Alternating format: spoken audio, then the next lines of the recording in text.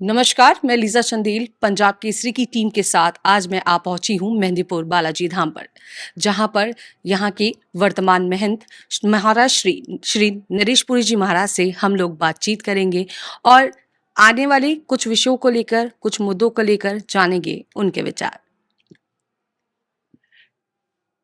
नववर्ष की आपको बहुत बहुत शुभकामनाएं।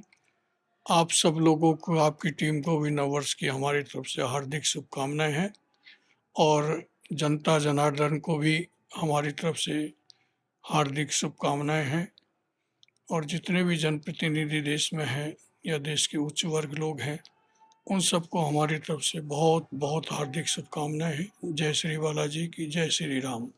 महाराष्ट्र पंजाब केसरी की पूरी टीम ने आज मंदिर क्षेत्र का दौरा किया, व्यवस्थाओं का जायजा लिया और देखा कि किस तरीके से बालाजी ट्रस्ट जो है काम कर रहा है। उसमें लगातार समय के अनुरूप जो है बदलाव आया है, क्योंकि पुराना अगर देखा जाए तो पुराने समय पे मंदिर इतना स्थापित नहीं था, इतने जो भवन निर्माण नहीं हुए थे, सुविधाएं नहीं थी। उसके बाद ट्रस्ट के द्वारा बहुत ज्यादा काम किया गया। तो अभी किस तरीके से ट्रस्ट काम कर रहा है वो हम जानना चाहेंगे। आवश्यकता आविष्कार की जननी होती है। जैसे जैसे आवश्यकताएं बढ़ती जा रही हैं, उसी प्रकार से परिवर्तन किया जा रहा है। पहले यहाँ बहुत कम यात्री दर्शनार्थी आते थे। अब जिस तरह से भीड़ बढ़ती जा रही है, उसी प्रकार से समय के अनुसार हम व्यवस्थाएं भी बढ़ाते जा रहे हैं। हमारे पास में 80 सिक्योरिटी गार्ड हैं जो यात्रियों की सेवा में लगे रहते हैं और 70 हमारे पास में सफाई कर्मचारी हैं जो निरंतर सफाई करते रहते हैं। जी, तो महाराष्ट्र जो सिक्योरिटी गार्ड्स की आपने जो बात करी है, तो उसमें क्या सिक्योरिटी गार्ड्स के लिए भी कोई क्वालिफ़िकेशन आप लोगों ने निर्धारित करी है कि इतनी क्वालिफ़िकेशन हो तो ही आप उन्हें जो है, ताकि एक गाइडेंस का भी जो है सिक्योरिटी गार्ड कई बार काम करते हैं, जिससे श्रद्धालुओं को मदद मिल सके?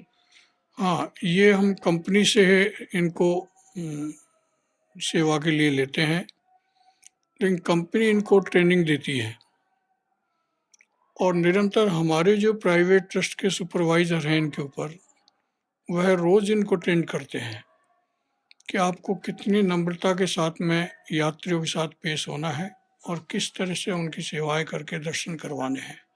यात्री को दर्शन करने में किसी प्रकार की असुविधा महसूस नहीं हो, यह इनका लक्ष्य रहता है।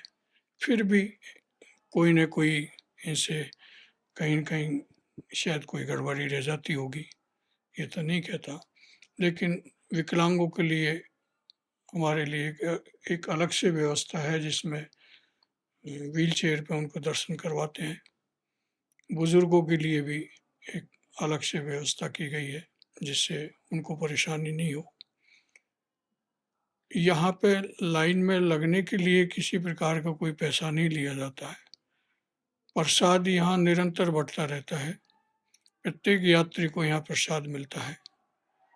तो महाराज जी, जो सिक्योरिटी गार्ड्स की आपने बात करी, आपने जो संख्या बताई है, तो जिस हिसाब से अभी जैसे नववर्ष है, नववर्ष पे श्रद्धालुओं की भीड़ अथाह रहने वाली है और आगामी समय में भी मेहंदीपुर बालाजी की जो प्रसिद्धि है, उसमें डेफिनेटली वो आगे ही बढ़ेगी। तो उसको लेकर आपने क्या विचार किया है कि उस संख्या में आप लोग ट्रस्ट के माध्यम से कुछ और बढ़ोतरी करने वाले हैं आगे? हमने हमेशा प्रशासन की मदद ली है और हर त्योहार पे हम प्रशासन की भी मदद लेते हैं और प्रशासन हमारी बहुत अच्छे से मदद करता है। उनको भी मैं नववर्ष की बहुत बहुत शुभकामनाएं दूंगा और बधाई भी दूंगा। तो महाराष्ट्र जैसा कि नए मंत्रिमंडल का जो है निर्माण हो, जो एक तरीके से बन चुका है नया मंत्रिमंडल और बीजेपी की सरकार मैदान में उतर चुकी है, तो वर्तमान सरकार से मंदिर को लेकर, मंदिर के उत्थान को लेकर आप लोगों की क्या अपेक्षा है वो हम जानना चाहेंगे।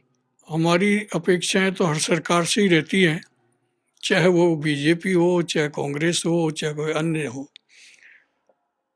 हमारी किसी पर्टिकुलर एक सरकार से नहीं होती कि बीजेपी आ गई तो हमें कुछ बहुत कुछ यहाँ करें। उनकी भावनाएं हैं, उनका धर्म के प्रति अच्छी रुचि है तो ज़रूर करेंगे। और यहाँ व्यक्तिगत समस्या से ज़्यादा यात्रियों की समस्याएं ज़्यादा हैं।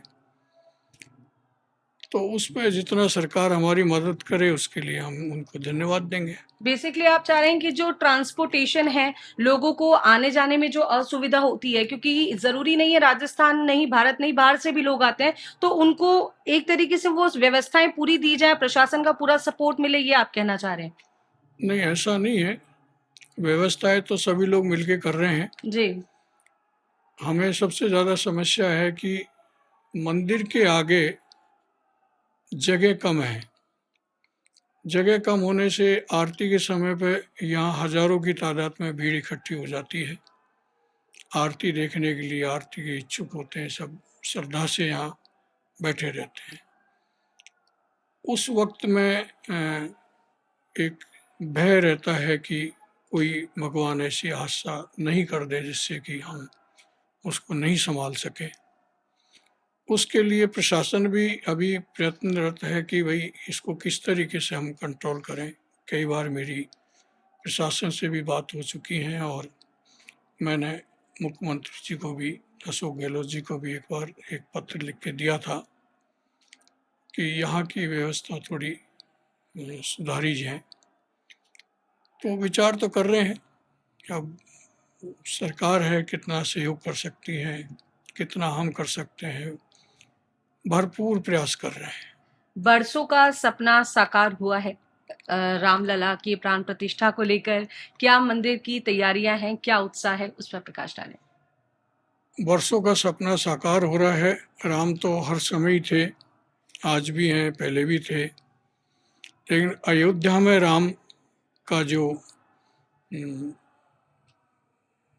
प्राण प्रतिष्ठा समारोह जो हो रहा है उसके लिए सारे देशवासी हर्ष उल्लास के साथ मना रहे हैं और सबको बड़ी खुशी है। बालाजी में भी, मेहंदीपुर बालाजी धाम में भी यहाँ के नगरवासी, मंदिर प्रशासन बड़े हर्ष उल्लास के साथ मनाने की योजनाएं बना रहे हैं, जिसमें भव्य रथ यात्रा निकालने का विचार है। 1000 कलश यात्रा भी उसमें हम शामिल करेंगे महिलाओं के द्वारा। 1 लाख आहुतियाँ से हम यज्ञ करेंगे 52 विद्वानों के द्वारा। 22 तारीख को हम पूर्णाहुति करेंगे और यहाँ से हमने अयोध्या के लिए 2 लाख लड्डू प्रसाद वितरण के लिए भिजवाए हैं। 2 महीने तक निरंतर लंगर चलाने का भी हमने वहाँ प्रस्ताव रखा है, शायद वह भी मंजूर हो जाएगा। 5000 महात्माओं के लिए हमने यहाँ से कंबल भेजे हैं। ऐसी हमारी तरफ से व्यवस्थाएं की गई है। तो जैसा कि हमने डॉक्टर श्री नरेशपुरी जी महाराज के शब्दों के माध्यम से और उन्होंने अपने शब्दों में जिस तरीके से विकास हुआ है उस पर भी कहीं ना कहीं प्रकाश डाला है और साथ ही साथ क्या आगे की रूपरेखा है वो भी हमारे दर्शकों को बताई है। तो इसी तरीके की खास अपडेट के लिए देखते रहिए पंजाब केसरी। समस्त जिलेवासियों को नववर्ष की हार्दिक शुभकामनाएं, हार्दिक बधाइयां। निवेदक समस्त वार्ड पंच एवं ग्रामवासी, ग्राम पंचायत बड़ा बाग, पंचायत समिति जैसलमेर।